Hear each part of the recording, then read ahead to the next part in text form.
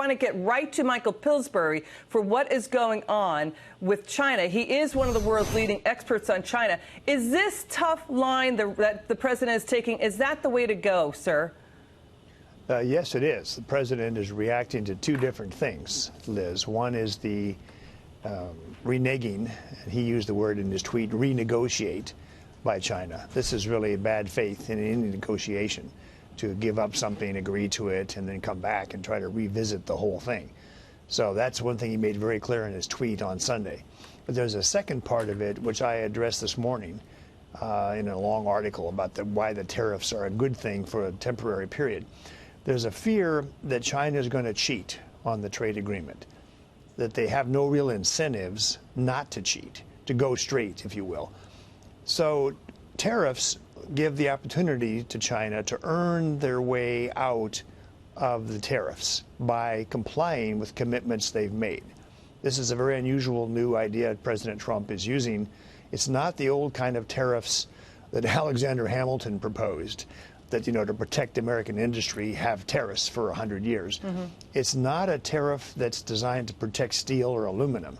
There's a very different kind of tariff that's basically punitive in nature, but China can earn its way out of the tariffs fairly quickly. So this is not a long-term reduction in the growth rate.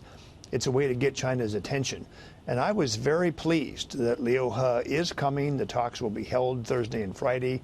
The market, you know, the idea of buying on a dip could pay off handsomely if the talks make a lot of progress on Thursday and Friday, even with the tariffs on, and then the market compensates and jumps up 500 points or more. Sir, has China been, I think you pointed out, has China been busy in these last 3 weeks trying to weaken the deal? Those who say that, I think, are referring correctly to Chinese activities that have started back in early March, actually, more than 2 months ago, to kind of not have the concessions they've made be final and not have them very well known. These talks are secret, as you know, Liz. The 150-page text, not one word has leaked.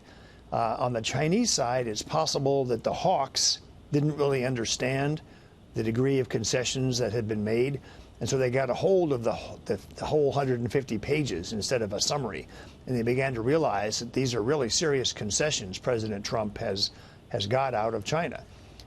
So that maybe they got a chance to take them back recently. Now they've seen that the punishment President Trump is giving them means don't do this again. If you make a concession, you stick by it. The American side's made some concessions too.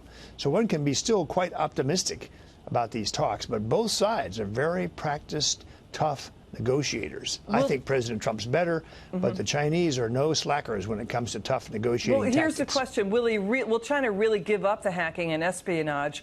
I think you pointed out that economic crime really does pay well. They're only going to give it up if there's strong incentives like tariffs to be, you know, taken off. The Chinese have built a model I've written a book about that's quite unique in the world. They're still a state-controlled economy. Many people think they've grown so much in 40 years, they must have had a free market. That's simply not correct. So they need these practices, the theft, the espionage, the subsidies. They need this badly for their model. But some reformers in China want to change that, at least to some degree, and that's what President Trump is working on. Ambassador Lighthizer made this clear in his testimony. Should we name China a currency manipulator? Will that get China to get the deal done? Well, the Treasury Department owed an answer to that question April 15th, and they still haven't made it. It's controversial in our system because if you name a country a manipulator of currency, certain sanctions can be placed on them. The Chinese have gotten better. They're not as bad a manipulator as they were, you know, 5 years ago. So some people don't want to go all the way and call them the manipulator. But it's an issue where they can earn their way out of that, too. We label them a manipulator, then they stop, then we take it away. I think this is the dynamic President Trump is trying to pursue to get a new China. He wrote a book a few years ago where he used a wonderful phrase, Liz. It was called Good China and Bad China. He said, we don't want bad China, we want good China. All right, Michael Pillsbury, thank you so much. We'd love to have you on. Come back soon.